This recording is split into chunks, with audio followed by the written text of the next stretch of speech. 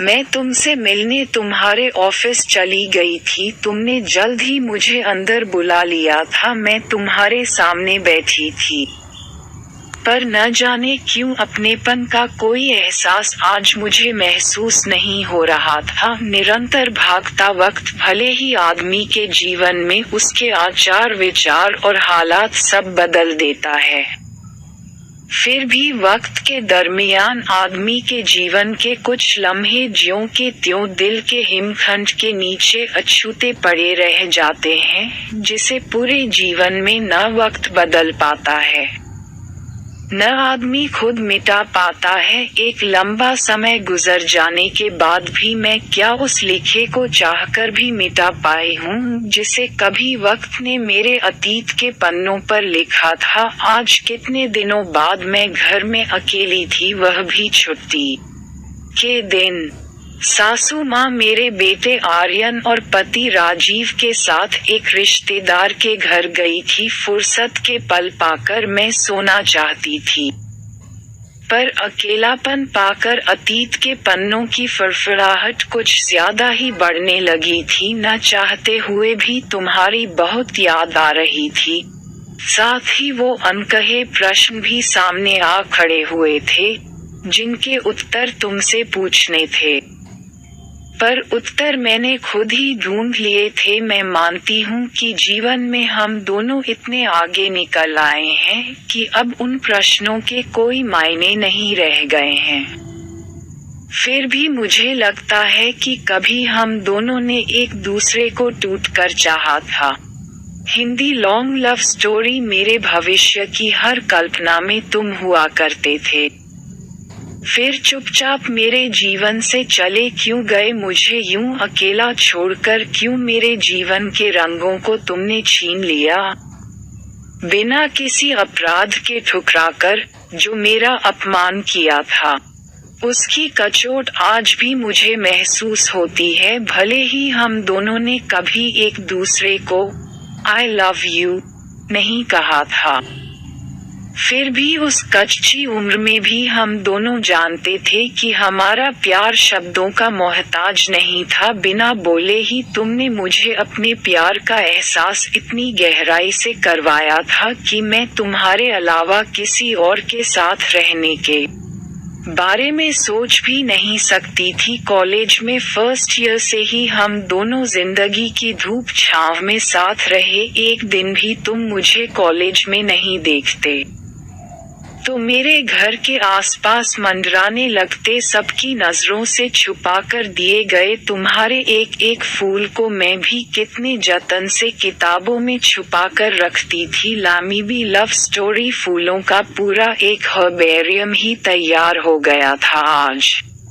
भी वह हर्बेरियम दिल्ली में मेरे अलमारी में रखा हुआ है, जो हमारे प्यार का गवाह है। ग्रेजुएशन में तुम पूरी यूनिवर्सिटी में फर्स्ट आए थे। तुम्हारी अलमस और बेफिक्र जिंदगी में नौकरी की फिक्र भी मेरे ही कारण समा गई थी। इस फिक्र ने तुम्हें पूरी तरह जिम्मेदार बना दिया था, जो तुम्हारे चेहरे से स्पष्ट दिखता था। चिंता कैसे ना हो, कोई अच्छी नौकरी नहीं मिली तो तुम्हारे पिताजी खुद इतनी बड़ी पोस्ट पर हैं।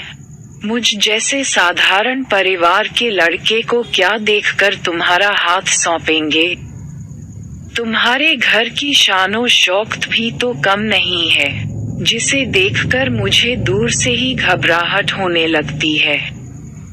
तुम्हें पाने के लिए मुझे कम से कम एक उच्च पद तो प्राप्त करना ही होगा। फिर तुमने एमटेक की पढ़ाई बीच में ही छोड़ मुंबई के एक कोचिंग सेंटर में दाखिला लेने का फैसला कर लिया था। मेरे मना करने पर भी नहीं माने थे। तुमने कहा था, अगर सम्मान से समाज में जीना है, तुम्हारा प्यार पाना है, तो मुझे मुंबई जाना ही होगा। फिर शान से लौटकर तुम्हारे जीवन में आऊंगा, यह वादा है मेरा। इंतजार करना मेरा।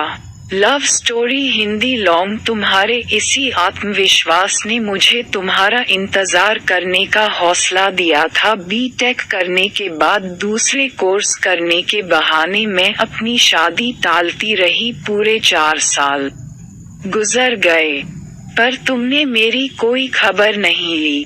पापा जल्द से जल्द मेरी शादी कर अपनी जिम्मेदारियों से मुक्त होना चाहते थे। मैं पल पल तुम्हारे संदेश का इंतजार कर रही थी, तुम्हारे आने का इंतजार कर रही थी, पर न तुम आए और न तुम्हारा कोई संदेश आया था। मेरा धैर्य समाप्त होने लगा था। तुम्हारी परवाह करते करते मैं अपने परिवार के प्रति बेपरवाह भी तो नहीं हो सकती थी। पूरे 5 सालों तक अपना विवाह टालती रही थी। अब पापा के सामने दलीलें देना बंद कर मैं खामोश हो गई थी। एक के मान के लिए सबका अपमान नहीं कर सकती थी मैं। तुम्हारे विषय में कहाँ पता करती, तुम्हारा घर भी तो शहर के अंतिम छोर पर था, जिसका सही पता भी मेरे पास नहीं था। पापा से भी कैसे तुम्हारे विषय में बात करती, तुमने कोई आधार ही नहीं छोड़ा था। साथ में एक झिझक भी थी, नारी सुलभ लज्जा और पारिवारिक संस्कार, जिसने मेरे होंठ सी रखे थे। मुझे पापा की इच्छा के सामने झुकना ही पड़ा। तुमने भले ही मुझे रुसवा कर अपमानित किया था, पर मैं अपने आचरण से पापा को अपमानित और दुखी नहीं कर सकती थी। इसलिए मुझे उनके द्वारा तय की गई शादी को स्वीकारना ही पड़ा। हिंदी में लॉन्ग लव स्टोरी। शादी की रस्में शुरू हो गई थी। मैं दुल्हन थी, पर न चेहरे पर कोई खुशी थी, न मन में कोई उल्लास। आंखें रो रो कर फूल गई थीं, जिसे लोग मायका छूटने की व्यथा समझ रहे थे। नियति भी हमारे साथ न जाने कैसे कैसे खेल खेलती है। शादी में मात्र 4 दिन बाकी थे, तब राधा, जो कभी हमारी क्लासमेट हुआ करती थी, मुझे बताया कि आज ही तुमसे उसकी मुलाकात हुई है। तुम एक IAS अधिकारी बन गए हो और ट्रेनिंग समाप्त कर पटना लौटे हो। अपने पुराने सभी सहपाठियों से मिलना चाहते हो। ये सब सुनकर मैं स्तब्ध रह गई थी। इतने दिनों बाद खबर मिली भी तो तब, जब रस्मों रिवाज के साथ एक नए रिश्ते में बंधने की मेरी सारी तैयारी पूरी हो चुकी थी। दिल चाह रहा था कि अभी भी समय है, सारे बंधन तोड़कर तुम्हारे पास चली आऊं। तभी दिमाग ने दिल पर लगाम लगाई। ट्रेनिंग समाप्त होने के बाद तुमने खबर क्यों नहीं भेजी? पहले क्यों नहीं मिलने आए? सच कहूं तो उस समय घुटन असहनीय थी, पैर अवश हो गए थे।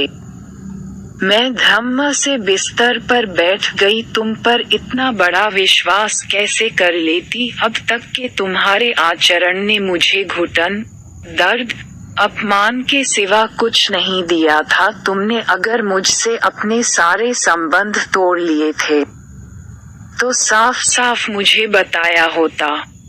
तुम्हारे प्यार का भ्रम ही टूट जाता। तुम्हारी चुप्पी को हाँ समझकर अब मैं अपने जन्मदाता के अपमान और कलंक का कारण नहीं बन सकती थी। दोनों कुल को कलंकित नहीं कर सकती थी। New Hindi love story long. मन की गति भी कितनी विचित्र होती है, जिसके बिना जीने की कल्पना तक नहीं की थी, जिसके साथ भविष्य के अनगिनत सपने बुने थे मैंने।